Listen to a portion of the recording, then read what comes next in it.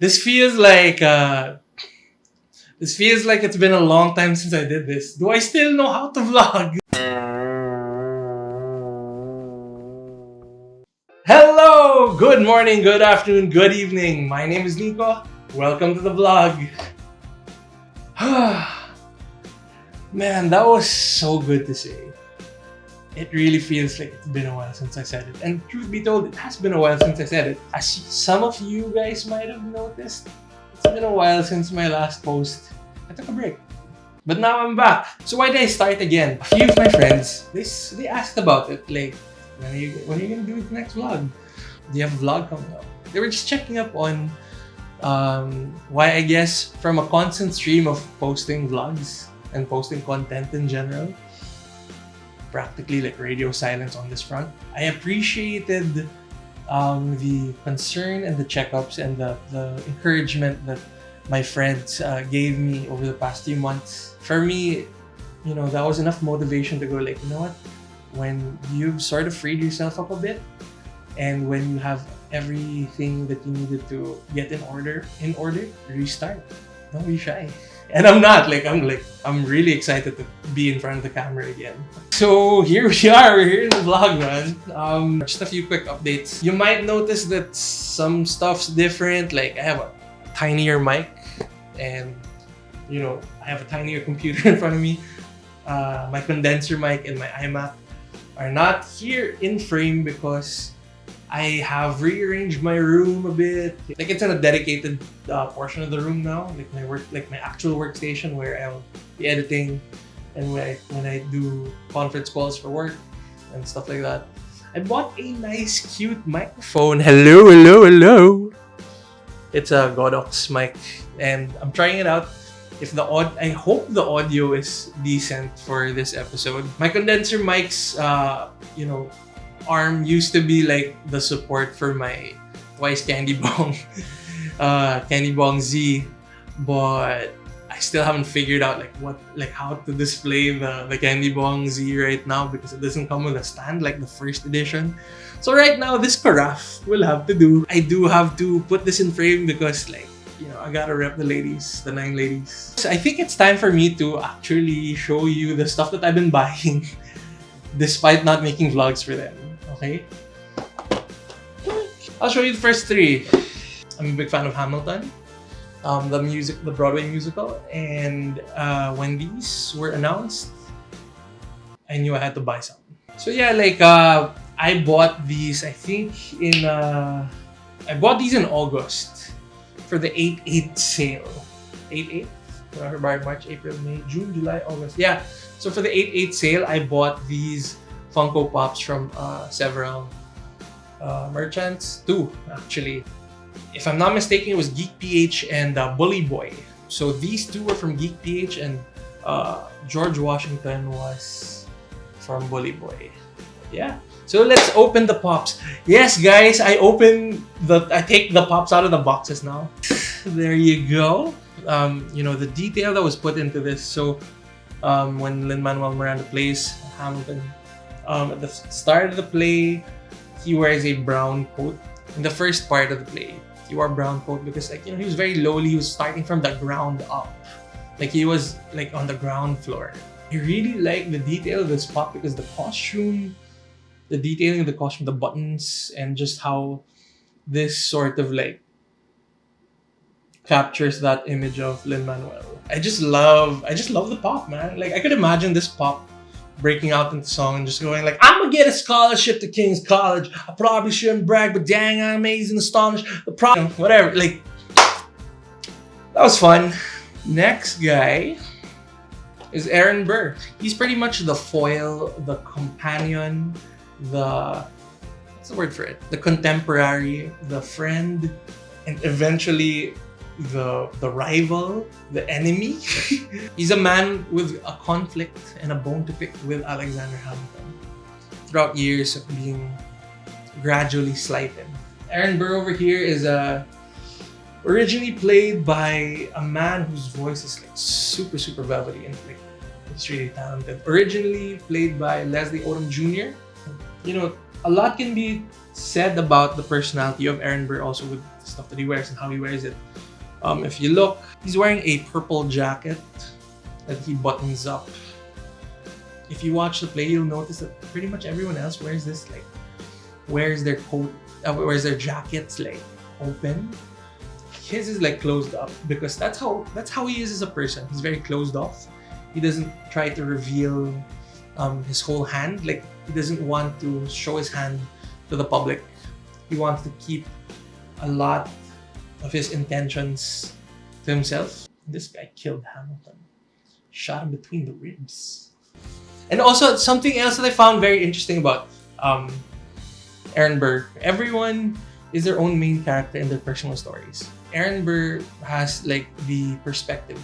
After he kills Hamilton, he realizes now that, you know, in Hamilton's story, in Aaron Burr's story, he's like the hero. Like, all the motivation that drives him is something that is on the positive end, at least for him. At the end of the play, and he kills Hamilton, he realizes, he takes the perspective, like, you know, maybe this is his story. Like, in his story, I'm legitimately the villain. He died, but I survived, and I have to deal with that. But I'm the guy that killed you. One reality, but different perspectives. And in one perspective, he's legitimately the villain, and he accepts that. And he has to deal with that. So yeah, Aaron Burr, very complex character, I think, and very solid pop. George Washington comes from Bully Boy because he was not available in Geek PH. This guy originally was played by the wonderfully and great, like, vocally graced Christopher Jackson. This guy, how he's able to like project his voice and to bring life to a character who looks kind of dull. The detail here of the pop is super solid. Here he is in his general outfit. So this is the part of the play where they were still at war. This is how we first meet George Washington, in the middle of battle. You have his hat here, and he's wearing, like, he's holding like a saber, or whatever you call that sword. Yeah. Cool. These three were part of the first set of pops that I bought after my last vlog. I did say that I ordered Hamilton and Aaron Burr from Geek PH. There was one other pop that I bought from that from that transaction. It's J-Hope from BTS! No, I'm not an ARMY, but my sister is. I'm pretty aware of BTS, just being in the same household as Nikki. She like stuffs BTS down our throats, and I'm not one to, you know, complain too much. It's not like it's completely foreign to me, although they are legitimately foreign to me. I feel like having an ARMY for a sister is actually a very solid experience, because while I don't necessarily stan BTS myself, I do get to really appreciate the songs. I do get to appreciate the material that they're putting out. I bought J-Hope because I'm pretty sure that my sister's bias, my sister's favorite, for those who are not in the K-pop lingo world, bias means like it's your favorite member, she's your favorite member. I don't have a bias anymore with Twice because I've liked them all. I like them as a group. It's 9 or nothing for me for Twice. But anyway, my sister, I think her favorite is J-Hope. And I can say this because she has a Funko Pop of her own. It's a J-Hope. Her friend gave this to her for her birthday, I think last year. This is from the Love Yourself. It is from the Love Yourself series. This was released, I think, in 2019. Correct me if I'm wrong. I'm not the biggest, BTS fans. I can't really remember when this one came out, but I think this is 2019. J-Hope here is my sister's. This one is from the Dynamite era. The stuff that this is J-Hope as J-Hope in Dynamite. Song Hoso. That's his real name. Jung Hoseok is the third oldest member of BTS. Above him are Kim Seokjin or Jin and Min Yoongi or Suga. Suga's like, you know, he's my favorite. For me, he's like the coolest. But J-Hope is not bad himself. J-Hope is like their dancer, their rapper, the guy who makes the mood. Like he's always smiling, he's always laughing. Dude is like on a sugar rush like the whole day, I think. I have not seen like content of him like down. Which, I mean, I don't want to see content of any idol down. But like I've seen stuff like that. J-Hope here is wearing disco-inspired clothing because that Dynamite video really locked in on that aesthetic. He's wearing like these cool white shoes and his skinny denim jeans or whatever slacks and that red polo and the glasses. I think the glasses are like what really sells the pop for me. It's so cool. I don't see a lot, like I don't have a lot of pops that have accessories that sort of obscure part of the face, and I think that's like a telling feature of Funko anyway, right? I like the detail that they put here. So he's wearing like a bracelet and he has a ring on, and you know, actually no, he has a bunch of bracelets and like a shiny gold belt buckle. But what really said, like I said a while ago, what sells me is the glasses. It's really cool. Light it up like dynamite. Whoa. To any BTS fans watching, your guys had a pretty solid 2021. They had Butter, Permission to Dance, My Universe with Coldplay, just September. Right now, as I'm filming this, I think like one of their concerts is going on or something like that. They just won in the AMAs for like Artist of the Year a couple of days ago. Pretty solid 2021 for BTS. Congrats. Congrats to the army. Please don't attack me. I'm not trying to misuse the term. But borahe. Yeah, I purple you. I hope you purple me too. Don't kill me. I'm so afraid of like army uprising. I don't want to get like flamed out on the internet by army. They're so intense, man. Like, next one is Bane. Okay, so Bane, this particular Bane is from the relatively new Dia de los DC series of Funko. This is announced very early in the year. I think like May or June or something like that. During Funkoween 2021. This is the regular Bane. There's like an Entertainment Earth exclusive, which is glow in the dark.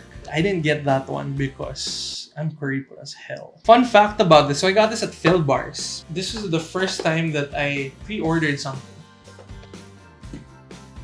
Obviously, the aesthetic that Funko was going with for this line of Funko Pops. There are other DC villains and superheroes that are part of the line.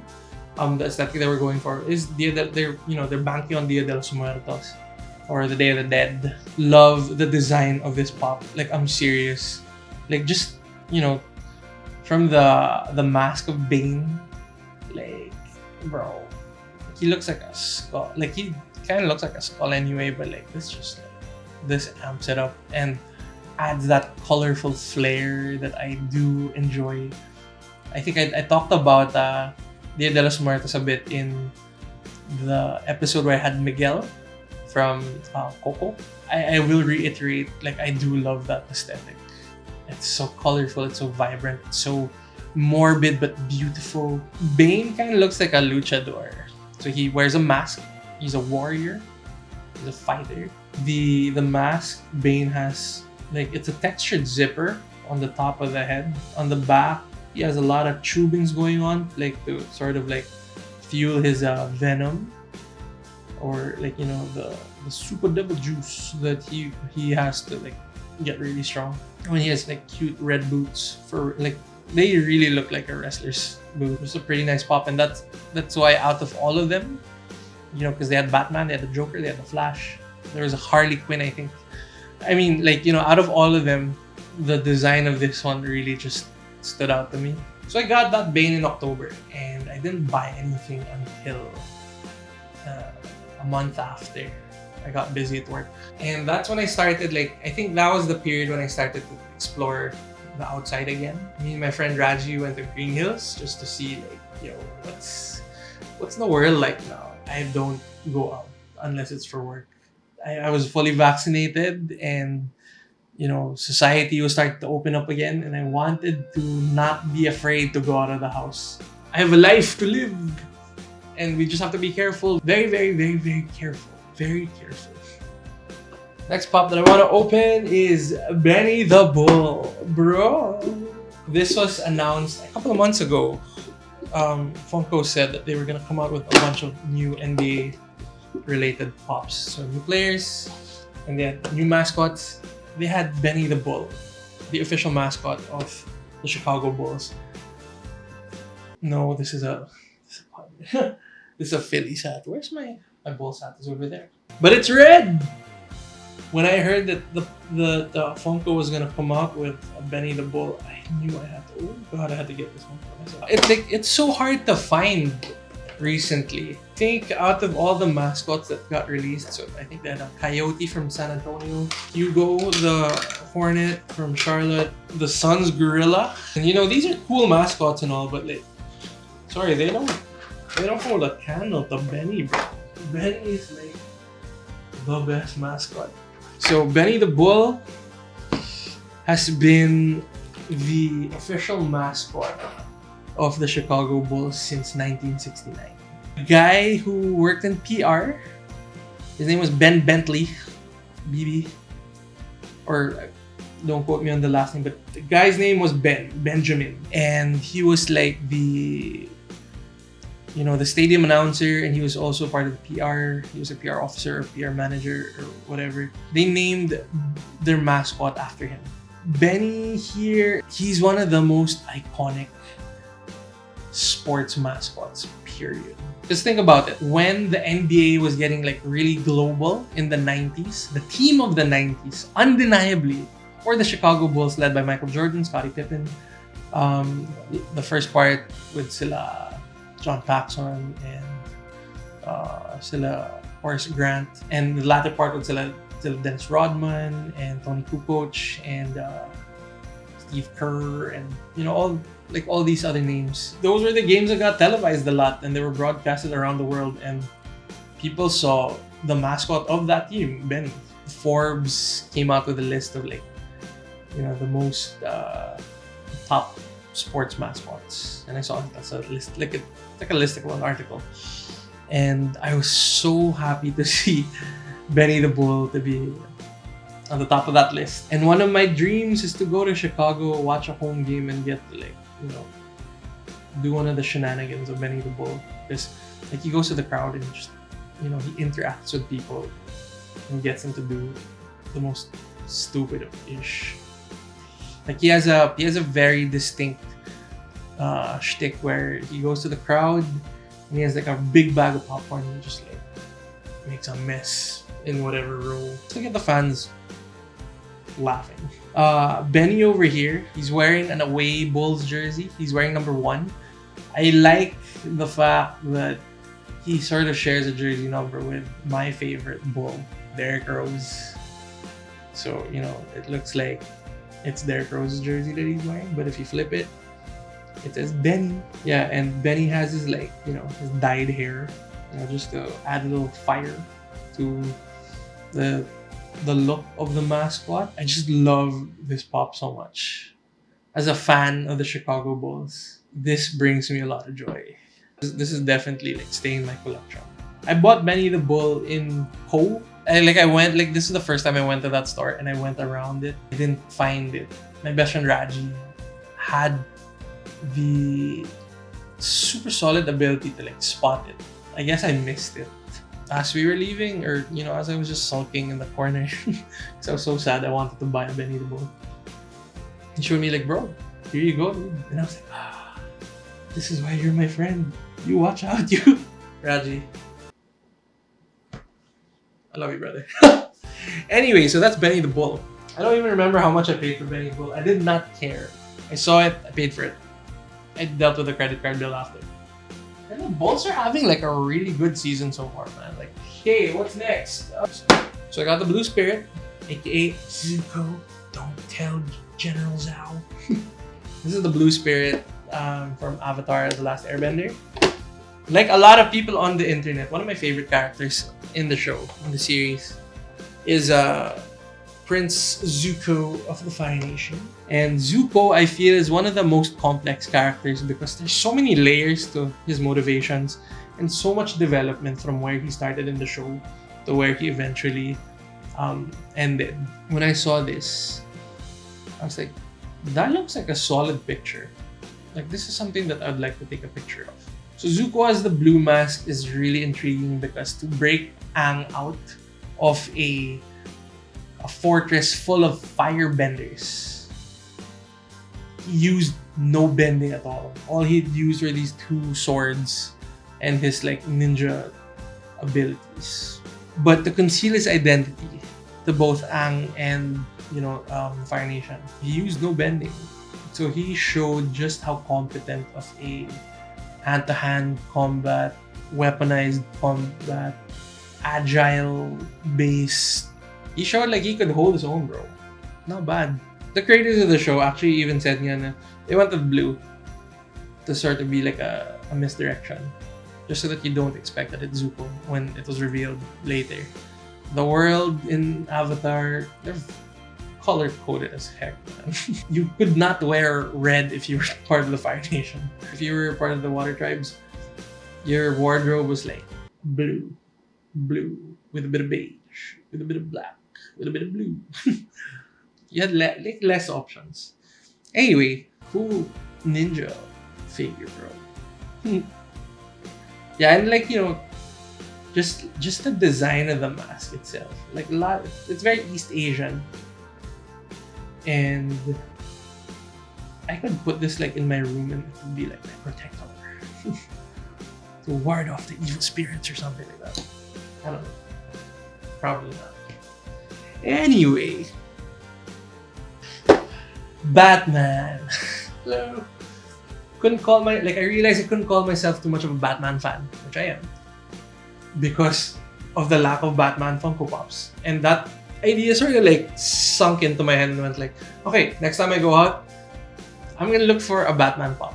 I don't know what, but it has to be a Batman pop. I went to Phil Bars in Green Hills. Like, there's a stretch where I kind of went every weekend. The pop that I chose, just because it was the first Batman that I saw in the store in Green Hills, is this one. So this is Batman in his first appearance.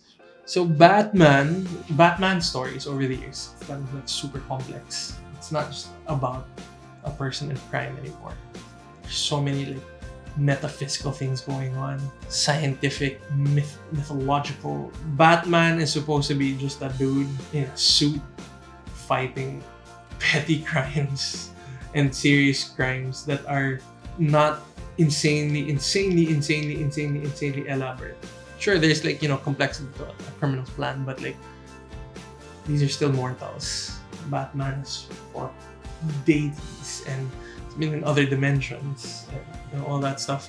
The Batman that was part of Detective Comics in 1939, the first appearance, his first story was a very simple case, pretty much. Like a rich businessman got murdered and his son was being framed through a process of like normal detective work that just looked more elaborate because of the trimmings of a suit.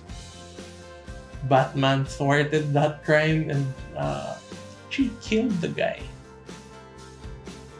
The criminal who killed the person, the victim. Batman pushed him in I think it was a vat of acid or something like that. Or he let him go. Or basically the bad guy died. Like, he did not go to jail because he stopped existing. Directly thanks to Batman. I do like this pop because aside from the color scheme, this one has hints of purple, hints of the yellow utility belt, and the cape has blue under trimmings. Just the pose of Batman here is very, very, very like he's in a power pose here. He has his arms crossed. He's like partly disappointed, partly I got you, partly like, dominant. It's a good look for Batman, I think, this Funko Pop.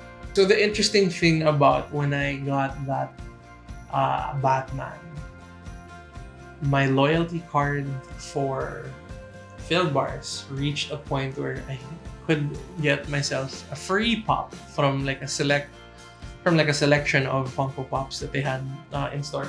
I know it was a random decision, but I picked Ronald McDonald.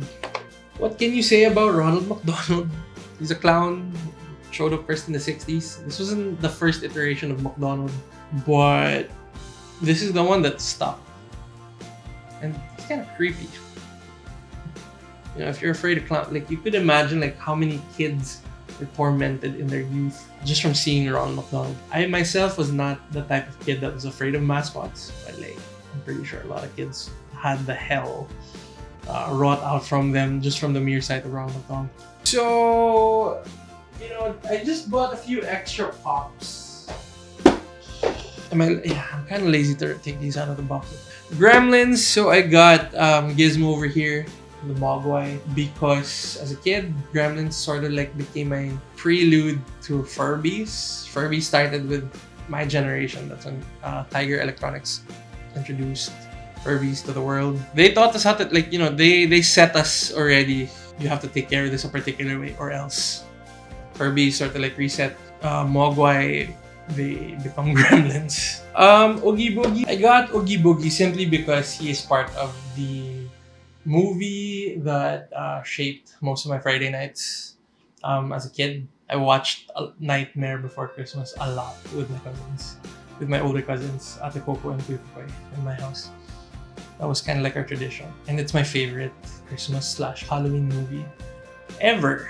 And then Ursula. Ursula, like I'm not too much of a big fan of The Little Mermaid, but I do have plans to shoot this Funko Pop when I'm out in the water again in Olongapo. That's pretty much the rest of the pops. I don't want to go delve too much on this. I don't have a lot to say about them. If you made it this far, thank you so much for watching the content. It means so much to me that people give a bit of the time of their day to sort of like indulge this little thing that I'm doing. I appreciate you for it talaga. If you haven't yet, please consider hitting the like button, the subscribe button, and leave a comment down below. I forgot what I used to do. I'm gonna try to remember, but hit the like button, hit the subscribe button, and hit the notification. Okay. Hit the like button, the subscribe button, and the notification bell. Yes. Just so that you stay updated, because I do plan to continue these vlogs a little more consistently moving forward. If you have the time and you'd like to see more of the stills, the stuff that I do naturally, the thing I do primarily is take pictures. And I've been taking pictures of the Funkos and the other stuff in my collection. If you're interested in seeing that, consider going to Instagram and hitting up @NiCollected. Give it a follow, give it a few likes, just whatever. That would be much appreciated. What was I'm trying to remember my sign off. Wow. Oh, okay, I got it. Now I remember. Okay, this needs a bit of getting used to again. Take care. See you soon. Have a good one. And we're done.